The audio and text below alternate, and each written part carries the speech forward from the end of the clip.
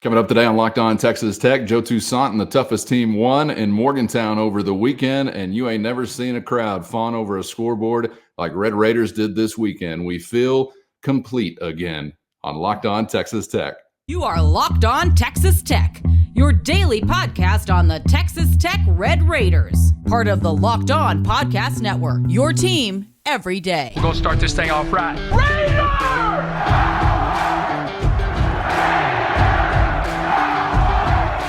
Everything runs through Lubbock. Great to be with you again on Locked On Texas Tech on the Locked On Podcast Network, your team every day, always free and available on YouTube or anywhere you get podcasts. And today's episode brought to you by Nissan. Are you the kind of driver that likes to push things a little further? Ever wonder what adventure could be around the next corner? We'll take the Nissan Rogue, the Nissan Pathfinder, or Nissan Armada and go find your next big adventure. Check them all out today at nissanusa.com. With the only Chris Level, I'm Casey Cowan. Chris, great to be back with you, my man. Welcome back to God's country after a quick trip to Morgantown, West Virginia, where they do it the way they've done it. I think now the fourth double-digit deficit overcome by the Red Raiders just in Big 12 play to get a win, obviously packed with plenty of interest and an adversity-filled start. You're once again without Warren Washington, but Grant McCaslin and the Cardiac Raiders, I guess we can coin them at this point in time, once again, never going to say die. And we saw them pick up a road win without the big man in tow. Many, for all intents and purposes, believe you have locked yourself now into an NCAA tournament trip. 20 wins now in the debut year for Grant McCaslin. A whole lot of fun to digest for the good guys as somehow, some way, once again, find a way to get it done. Yeah, it requires context, and this isn't the win that's going to make the most headlines. This isn't the win that was the sweetest, or I don't know how you want to phrase it, but this was one of the most important and I think crucial, meaningful games that I think you've won all season long, because I think that when you provide the context of road had not been playing well, lately, I think that's the most important part to note. No big fella. And you start out the game, down 20-4. And I thought this was just one you could really sink your teeth into. And I thought it wasn't relief, but it was like, okay, yeah, this is what we are capable of. And it felt to see the ball go through the net again. And again, it wasn't easy. I think West Virginia did kind of shut it down at the end, but they have plenty of pieces. Fascinating situation in Morgantown with their team, because if this team is currently constructed, had been together since early November, they wouldn't be sitting here at 9-20 and 4-12 in the league. But some of these pieces have only really been together for like the last, it's 9 games total, including the one that they just lost to Texas Tech. But their point guard is really good. They've got a guy that can flat out score it in Raekwon Battle, and they've got one of the best bigs in the conference. But those pieces, for various reasons, had been out of the mix or injured and whatnot. So I just knew it wasn't going to be easy, but really happy for a guy like Joe Toussaint. This was, and it wasn't like McCullough coming back to Lubbock, or it wasn't one of those. He was not there for too long. And I think it was a mixed reaction. And I think a lot of people understood why he left. Hey, man, you fired my head coach. My head coach is the reason that I'm there. We've told these stories on this show. I mean, Coach Huggins referred to me as he was a Joe believer. There was a kinship between those two guys, and Coach Huggins wasn't there anymore. And so I just think that Joe felt it was best to get in the portal and see if there was something else out there for him. But it was really good to see him play well and play meaningful basketball. They were worried. I think, Grant told me that after the game was a bit of a concern. Would he try to press? Would he try to do too much? But I thought he really stepped up big, and he played some meaningful minutes and assisted on several baskets, scored the ball. Just really happy for him. But And I think the thing about Joe is he was really happy, not for himself, but for his team, that they went and got a crucial road win and a win that you really, really needed. Yeah, I couldn't have drawn up much better of a script, although I may have tinkered with the, 16-point deficit. I may have adjusted that a little bit, but as far as the big picture and the end result, and to have Joe Toussaint be the guy that's really getting his team through some of those lean times, I don't know that you could have written anything better than that. But yeah, you mentioned it not being easy, but it would have been easy for a team like Texas Tech to tap out, as we've said in some other games. Feels even a little bit different in some of those previous ones where you've been down big or in double-digit territory with Warren Washington. Like, yeah, they still fought back. Great to see. Never say die. Well, this time around, not only without Warren Washington, but Kyron Lindsey doesn't make the trip. I mean, the shorthand gets even shorter. We're about to be Chris Elliott in Scary Movie. This my strong hand, going something along those lines. But it would have been really easy just to tap out and kind of turn it in. But the Red Raiders refused to do that. And I don't know, what exactly to point to when it comes to Grant McCaslin and his staff being able to instill that in a program in 1 year, less than 1 year. But that kind of thing is a culture thing, is it not? And clearly it's already taken root here in West Texas. Yeah, Grant is he is really focused on one thing, and that is winning basketball games.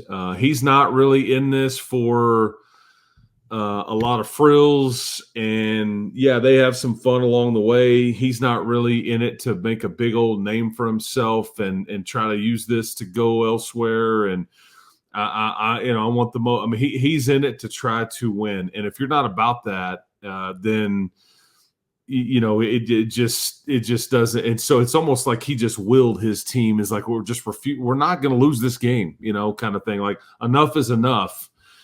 And there's only so many bullets he's got in his gun right now. You can't like force or instill a guy, go make a shot, I demand it. It's not really how it works, but you can continue to put your guys in positive spots, continue to pour into them. You can fight for them and get a technical foul, which I was thankful that didn't come into play, as this game kind of was seemingly going to be a close one because you end up with a couple of technical fouls, and Darren George has now gotten Grant McCaslin now his only 2 technicals on the season.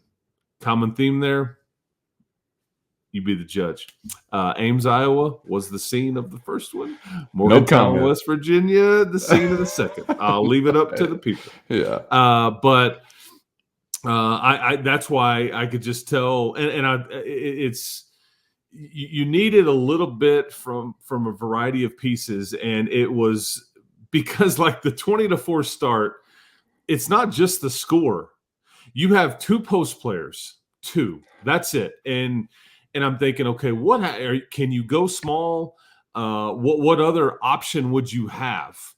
Because Jesse Edwards is like all of 6'11", long arms, a mess to try to handle in the post. And you end up with like 4 personal fouls on your 2 post players, and the game has just barely started. And you're thinking like, how are you going to get through this? Like, what can you possibly do? And West Virginia, to their credit, did a really good job of feeding it to him and letting him, trying to put Tech in a bind early on. But then it kind of, that they had to sub him out to get him some rest, and then you kind of caught back up a little bit. And I thought you just hung in there. So really, a lot of credit should go to Robert Jennings and Emily Yalaho for just hanging in there. And they combined for, I want to say, like 11 and 8 on the night. Jesse Edwards outplays that duo. I think he had 18 and 8, but it didn't break your back, and they hung in there. And I thought, that's one of the spots that if there is a minor positive to Warren's absence here.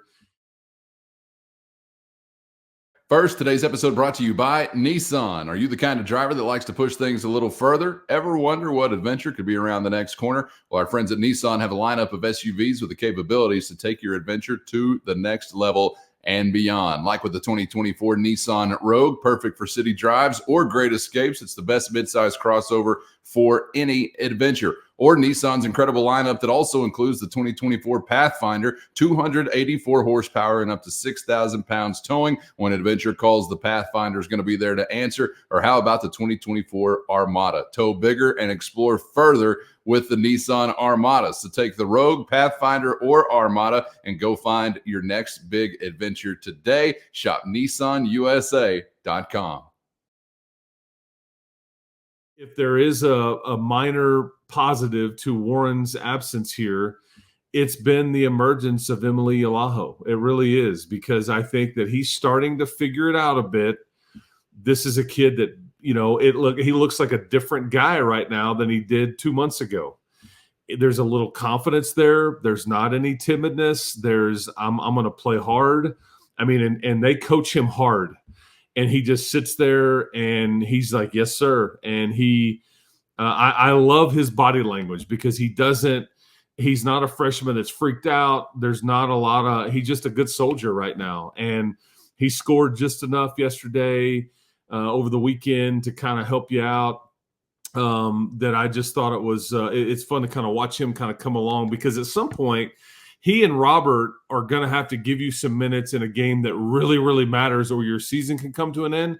And I think these minutes are going to be very, very valuable that they've been able to get and accumulate and whatnot. So that's one of the things that people will gloss over here when you look at this game, because, think about it. Chance McMillan, welcome back, kid. I mean, what a monster game he has off the bench. And this was the chance that we had been seeing. And so now you start to feel like, okay, we got a little swagger back, because now we got our super sub that can score and 5 threes and is highly flammable and all those things. Darian Williams still did his thing. Joe Toussaint, welcome back to the party a bit. Pop Isaacs still gets in double figures. I thought he did a good job of on the defensive end with some steals and some different things. And it just was a kind of a total team effort, but I didn't want to gloss over those big fellas who are just scratching and clawing to try to hang in there against a much bigger, older, probably better player at this stage of their careers, but they hung in there. Yeah, no doubt. And really for EY, that's the first game I remember seeing him kind of emerge in a productive way. I hope he can string these together and have it turn out to be better basketball as we move forward. But for Robert Jennings, I think he has done that.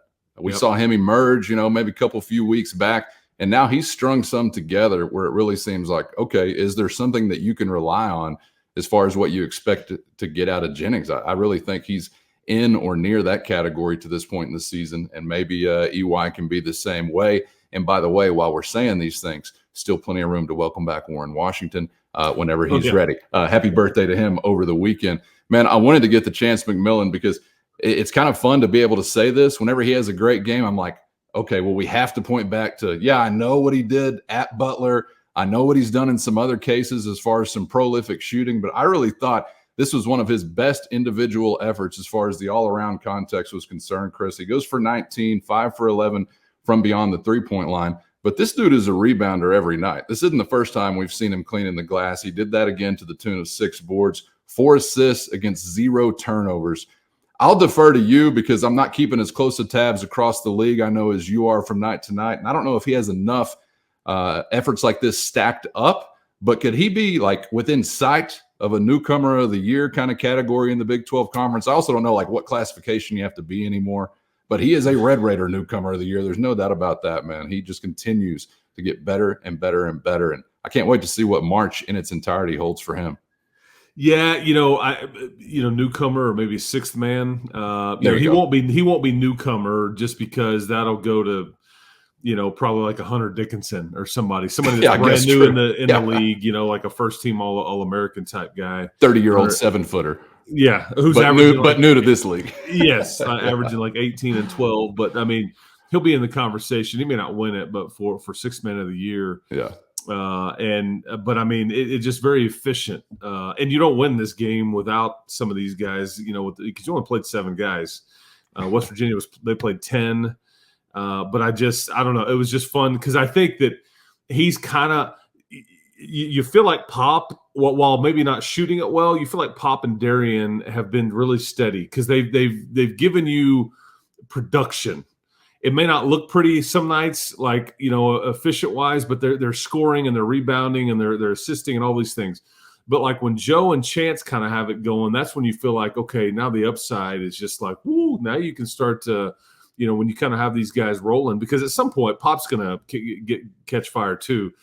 And I thought he had a couple of big shots yesterday, so I don't want to gloss over those, but it was Darian Williams and Chance McMillan that kind of provided the dagger 1 and dagger 1A toward the end of that game from behind the arc, and that's what really put this game away. And your defense is what ultimately kind of squeezed West Virginia, held them to no field goals, I think, in the last 5 minutes, 41 seconds. So there was a stretch there. There may have been some time at the very end of the game where they tacked on one, but there was a segment with 6 or 7 minutes to go to where you got nearly to the end of the game where you held them without a field goal. And I thought that was a lot of fun, because as you started to throw punches, they didn't really have much to offer up. And I thought you tapped them out. And they kind of interim coach situation, tough situation. I've been through one of these. And Chris Walker, it is not a lot of fun. And they just they fought it for a little bit, and then they just kind of start looking at each other, and the shoulder slump and all that, and all the positive energy was right in front of me and to my left on the Texas Tech bench. And it's just a win that I think is very meaningful, because Cowan, as you said, and we can get into this more maybe on tomorrow's show as we start to preview Oklahoma State, but this one, for all intents and purposes, does Sharpie you into the tournament. Now it's at some point you're playing for, how do you want to finish in the league? What is your seed going to look like? How do you, what finishing touches can you put on your resume? All those things. But, now I think you're I would say even firmly in the tournament, you're going to at worst finish 500 in this league. You've now, gotten to the 20 win mark on your season. So, I mean, again, and as it stands right now before this Oklahoma State game, you're in line for a double bye, and you're in 4th place in the Big 12 Conference, the toughest league in the country. Right. Rookie head coach. Go figure. Yeah, with an injury to a starter all year, another injury to a starter over the last 3 weeks, and yet you're still just swinging away at it, and you're the most undersized team in the league, and yet you just keep.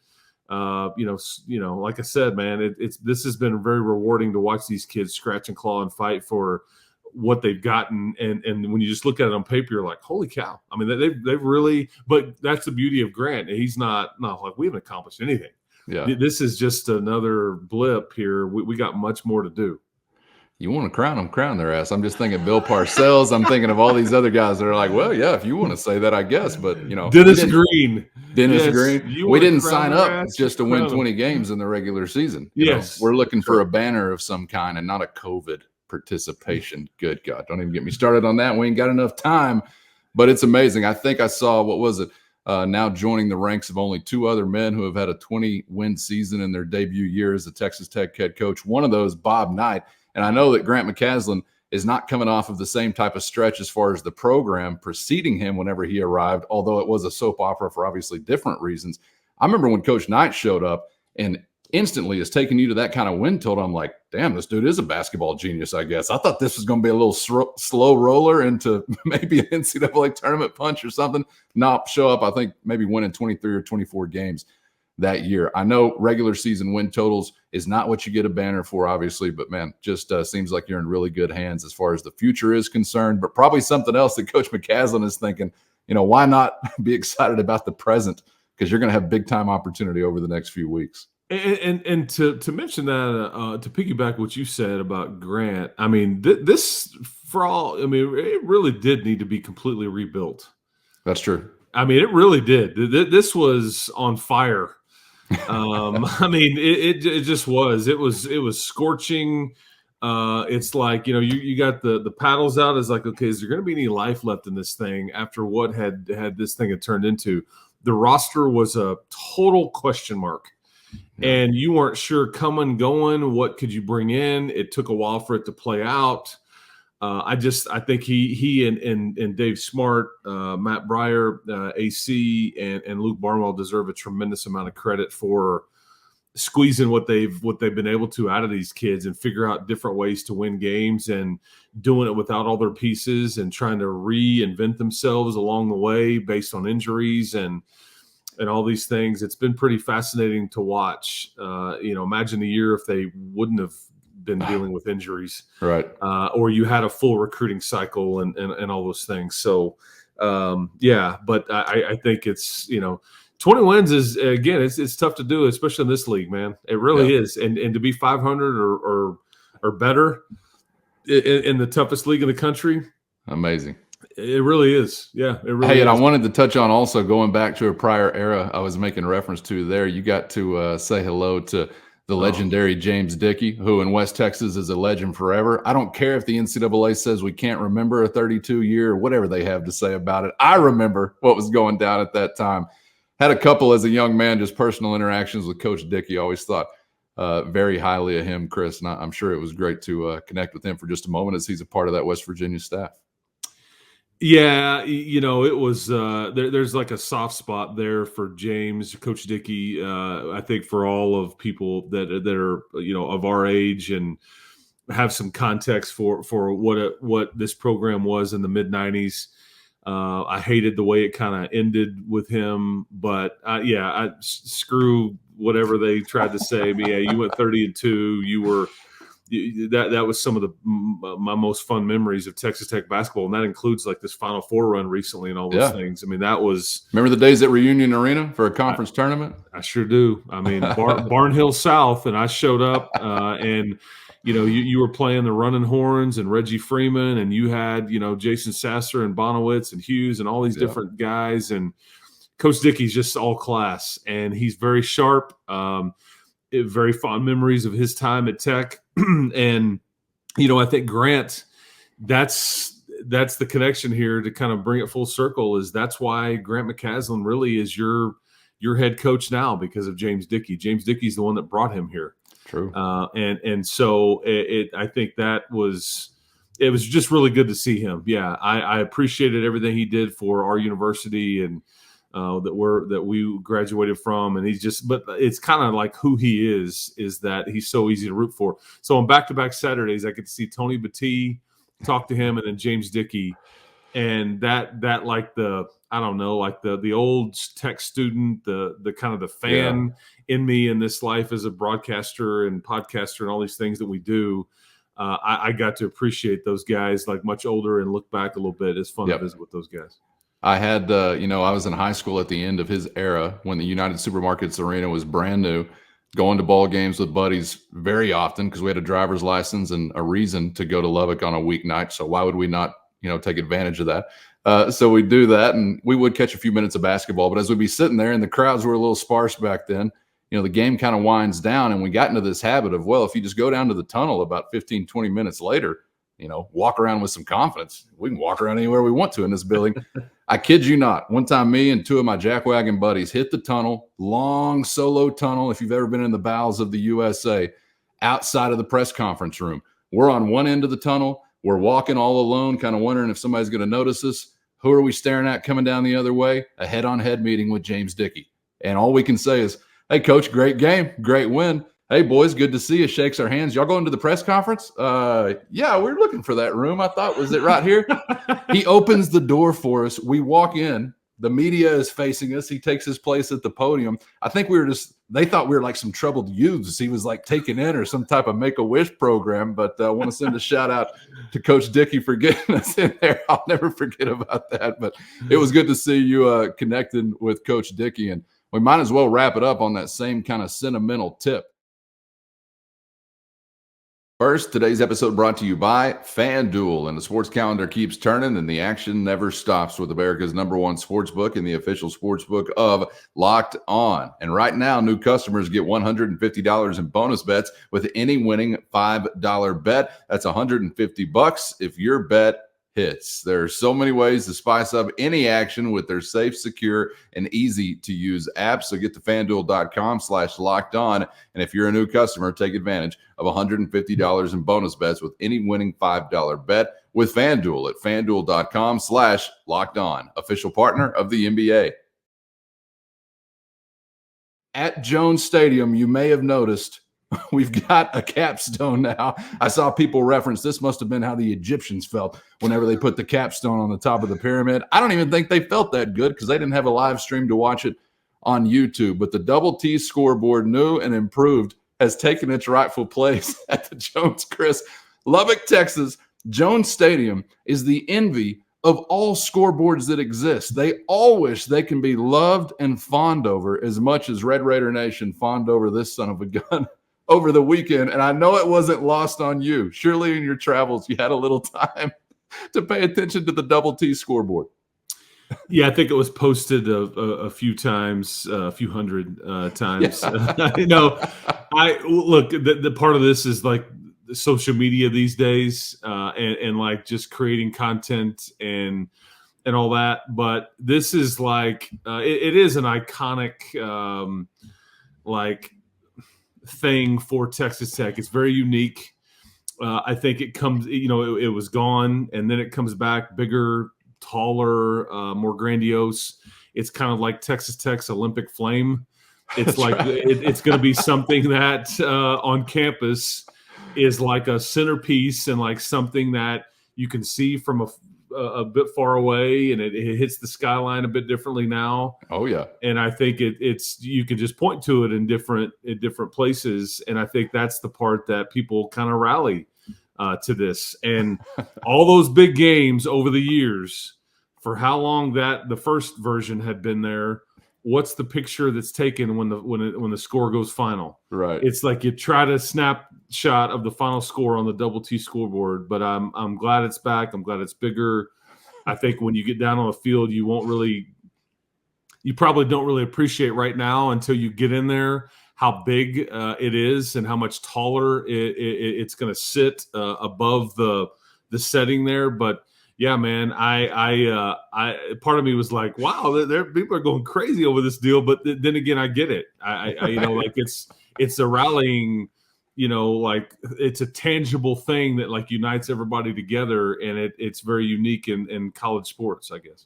I saw many years ago, whenever I first figured out there's something ain't right with people, saw some type of clip over a lady falling in love with a Ferris wheel, and I think she actually took some vows. And I thought, I just can't imagine ever feeling that way. And then I'll be damned. The weekend comes along, and here I am watching a stream of a scoreboard being assembled, and maybe my bottom lip was quivering a little bit. I was asking myself, really, why are you so interested in this? Why did the last game I went to last year when it was up, did I take a picture of it against the sunset? Like, what am I doing? Why do I still have that in my phone? And I just figured out it's just something sentimental about the people you were with. Maybe the first few times you were in the Jones, and you may have been a student the first time you were out there. I was just a grandson being taken by his grandfather the first times that I remember being out there. But that's what it makes me think of. And I think maybe a lot of folks is the people you were with, kind of the memories you have at those times whenever you were young enough to think, well, that's different, that's unique, and that's something that I'd like to see hang around. I mean, going to the Jones is a different kind of experience. And I know whatever your preferred football stadium may be that you grew up going to, you probably have a feeling like that for yourself as well. It damn sure hadn't always been the football that's been packing us in there. There have been a few other things, whether it's time with family or friends or whatever it might be. But for a lot of that, especially if folks my age or somewhere around this kind of era, and yours as well, Chris, that scoreboard has been a part of it. So good on Texas Tech for deciding not to give that up. I know there have been many conversations had about this over the years, but I'll just tell you, this is scoreboard country, big scoreboard country out here in West Texas. You ain't never seen a fan base get more lathered up over a scoreboard being reinstalled than what we did over the weekend. Daktronics, whatever others, I know not one other brand of scoreboard, so I'm just going to use that one. We're your HQ out here. Go ahead and bring that assembly line out to West Texas next time you're looking for a new factory. It is a structure to sum up what you just said, because what you just said is why we all love sports. This is a structure that elicits emotion. It is, yes. Period. And good, bad, and it's not just about the sport or what you're watching, but yeah, the company you keep and all the things and the highs, the lows, the beers, the temperature, whatever it may be. but that is a structure that everybody, when they look at it, it elicits some kind of emotion.